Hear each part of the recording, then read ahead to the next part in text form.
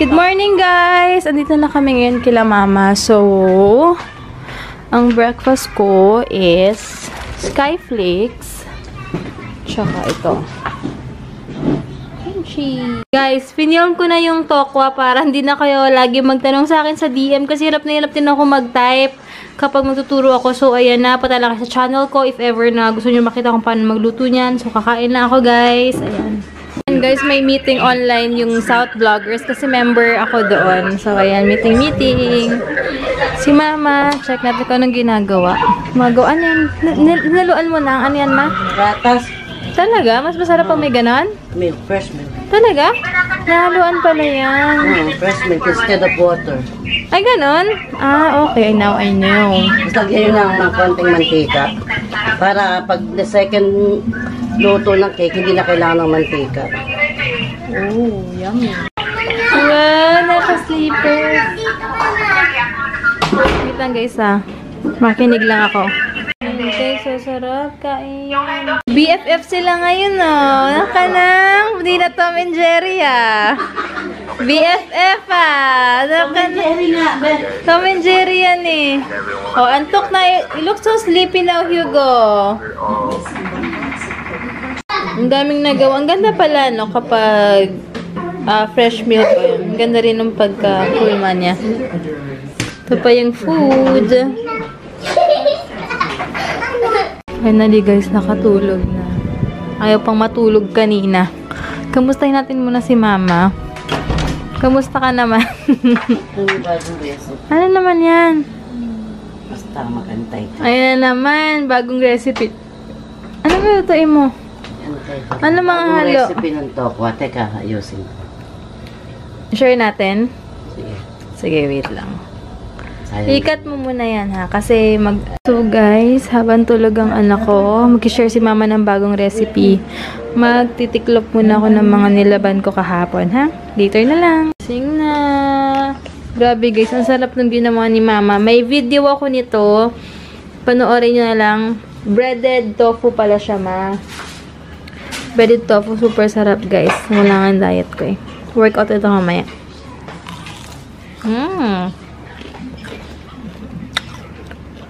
Haba ng sauce. Pinag-uusapan namin ni Daddy kanina kung papakalbo namin si Hugo kasi nga yung tubo ng hair niya super nipis. Pero hindi ko alam, hindi ko sure kung maniniwala ako na kailangan kalbuhin para kumapal yung hair. Pero check ko nga. Pag walang hair, tara! Tawa kami nun. Tapos gusto pa ni Daddy, dun pa kami sa mga salon na mga cuts for tots. Sabi ko kakalbuhin, sabi ko sa barber na lang. Kasi 50 pesos lang, di ba?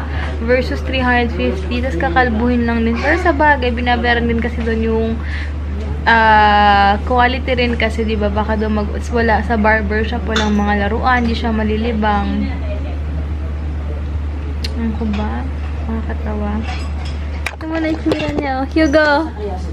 Hugo! Ulit-ulit pa, yan, Gusto niya yung pancake, Ay, sus! Ay, sus! Imagine nyo, guys, kalbo siya, Ano kaya itsura niya? Nalak yung bento! Tasha yung... Kasya siya. Hello, kakama! Papa lang. Kiss Papa Dex, Kiss Papa Dex, Abo? Abo, ilo. Inaunahan siya. Nakatingin pa sa gilid. Kung uunahan siya Uunahan siya. Hindi mauunahan, Ellie. Binaunahan yan. Ang ganda pala nung binigay na contact lens kay Mama na galing ibang bansa. 2020 pa expiration niya. 2020? 24. Oh? Ilang years? Oo, Seryoso, Ma? So, yung blue, tapos isa ito yung gray. Pero mas maganda to. Ito yung sinuot ko last time na hindi ko natagalan. Pero pag mag-film ako, at least may contact lens ako. Mas maganda kasi may contact lens pa mag-film Guys, inaantay ko yung DHL, pero willing to pay rin naman ako siguro. Kasi, dati, yung pinadala na ako ng diaper bag, via FedEx din yun. 3 days lang siya. Since, nung nag-email yung sa akin yung nag-sponsor ng bag ni Hugo, 3 days andito na. Ngayon, umabot siya ng 4 days din or 5.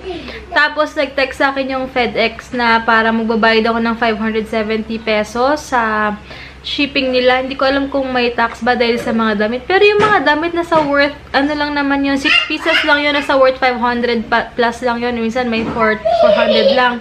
Pero hindi ko alam bakit ganun yung tax nila. Tapos, yung binigay sa akin Miss Fong na bag, magkano rin yun. Pero, mas mahal pa yata yung bag kaysa pag tinotal mo lahat ng 6 na damit. Pero hindi ko alam bakit may tax na yun. So, inaantay ko na lang yung FedEx. Wala pa sila 6 o'clock na. Pero tumawag na kayo na magde-deliver daw today. Nasagulat lang ako na ba't kailangan magbayad pa. Yung pala, may mga nag-comment na minsan nga daw may mga tax, ganyan, or nahirapan sila i-release daw yata sa customs, mga ganyan. I'm not sure. So, sabi nung kausap ko kayo na, yung kasama doon niya mag-explain sa akin, until now 6 PM wala pa. Pero if ever, babayaran ko na lang yun kasi parang lumalabas lang na 100 lang isang damit. Yun na lang isipin ko na parang binili ko na lang din siya kasi 570, not bad naman siya. Kasi kung 1,000 hindi ko nakunin. Pero panalo pa rin naman if ever na kahit 1,000 plus. Pero di ba 570, okay na rin. Si Papa Dex, nagigising lang. Where's ka mo, Ano lang, umaga? Kagigising niya lang. Then si Mama, ayan. May kanya-kanyang buhay yung ano dito eh. Kanya-kanyang buhay yung mga tao dito. Sila Stella, uwi na rin mamaya. Uwi muna siya sa kanila kasi may kailangan siyang bayaran sa kanila. So, ayan. Check lang natin eh. Wow, sleeping time! Napagod! Hello ka guys, dumating na yung FedEx. Ito na nga. Tawag dito. Pinagbabayad nila ako ng... Wait lang ha. Pinagbabayad nila ako ng 570 plus pesos sa 6 pieces na damit. Ayun, pero mabait yung delivery boy kasi nakakatuwa dahil hindi niya ako pinilit na bayaran para ma-hassle siya, para hindi siya bumalik-balik. Sabi niya, ma'am, if ever daw na ganito, kasi sabi ko dati mas mahal yung padala sa akin bag before compared dito sa mga damit na to. So, sabi niya, mas okay daw na itanong ko daw dun sa shipper kung aware ba sila dito and sa FedEx. Kasi minsan daw, na-wave daw talaga to. Pero kung hindi daw talaga mag-wave, kailangan ko talaga siyang bayaran. So, bibigyan nila ako ng update ng 2 to 3 days para dito. Kasi yung iba daw, na-wave naman daw. So, sabi niya, kaya lang ma'am, itanong mo muna bago ka magbayad. Kasi kung magbabayad ka ngayon, mahirap na makuha yung pera, tsaka in-accept mo na, diba? So, sabi ni Kuya, buta lang, sabi ko, okay lang, babi ko, if ever naman, babayaran ko na siya ngayon. Sabi ko, pero iniisip ko lang kasi si Kuya mag-deliver. Sabi ko, okay lang po ba na hindi hassle sa inyo, na mag-antay na lang ako sa feedback nila kung kailangan ko ba talaga magbayad. Sobrang bait ni Kuya, sabi niya, wala daw problema kasi lagi siya nag-deliver sa around the area. Kaya wala daw problema. So, diba, ang bait niya? Kasi kung ibang rider yun, ipupush siya na talaga na kailangan niya ng bayaran, ma'am, gato, ganyan.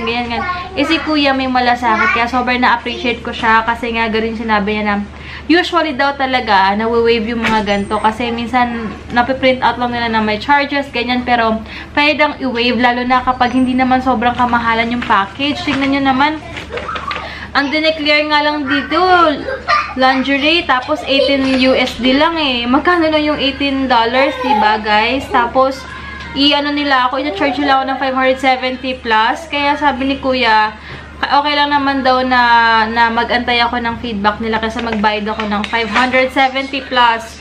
So, okay naman, willing to wait naman ako. So, ayun, antayin ko na lang talaga. Okay, you go. Where is the yellow one? Good. Good. Show me, where's the yellow? Where's the yellow? Where's the yellow? Yellow. Very good. Where's the violet? Show me, where's the violet? Very Violet. Where's the blue one? Blue! Very good! Okay, where's the orange? Orange. Where's the orange? Orange. Orange! Wow! Good job, Hugo! Grabe! Ilang beses nang tinuro ni Daddy yan sa kanya kahapon. Oh, Dada yan! Dada taught you that, no? Yeah, Dada. Daddy. This one, violet. Give it to me. Violet. This one, yellow. This one, orange. And this one is red. Okay, red. Okay, Hugo, show me. Where's the violet? Okay. Where is the blue one? Blue. That's violet. Where is yellow? Show me the yellow one. Can you give me the yellow one? Give it to me. Give me the yellow one. No, that's violet. Where's the yellow one? Where's the yellow? This is the yellow one. Oh, give me the yellow one. Give daddy. Yellow. Okay. Hugo, can you give me the orange one? Good job. Hugo, can you give me the blue one? Good job. Can you give me the violet? Good job. Can you give me the red one? Where's the red one? Where's the red? Where's the color red? Red. There. Red. Red. Good job. Again. Hugo, can you give me the blue one? Blue. Good job. Can you give me the... Oh, give it to daddy, huh? Okay. Hugo, give me the violet. Give it to me. Give to daddy. Violet. Dada. Yeah. Where's the violet? Give to Dada. Good job. Can you give Dada the orange one? Orange. Can you give daddy the violet one? No, violet. Where's the violet? Violet. Can you give daddy the red one? Red. Where's the red? No. Red. Give me the red one. Red. Can you give me the Daddy. yellow one? Where's the yellow? Yellow. Thank you. Habang busy ako, napanood ko muna siya ng nursery rhymes. May oras lang yan para magawa ko yung gusto ko or yung mga gagawin sa bahay habang kumakain siya ng pancake. And guys, bumaba kami ni Hugo. Si Daddy nag-workout. Ano daw siya? Sabi niya, 10 minutes times 3? 10 minutes. Wow. Times 3. Goals. So, total of 30 minutes. Tapos, with only 1 minute rest between repeats. After that, 3 minutes cool down. 3 minutes cool down. Wow. So, Sarap ng pawis. you can do many variations. Ayan guys, natin yung pawis ni Daddy. Grabe, nakakainggit. Wow. You wanna work hard? And You gotta really work hard. skipping rope din siya. Go, go, jump, jump! Jump! Go, Hugo! Go, go, go!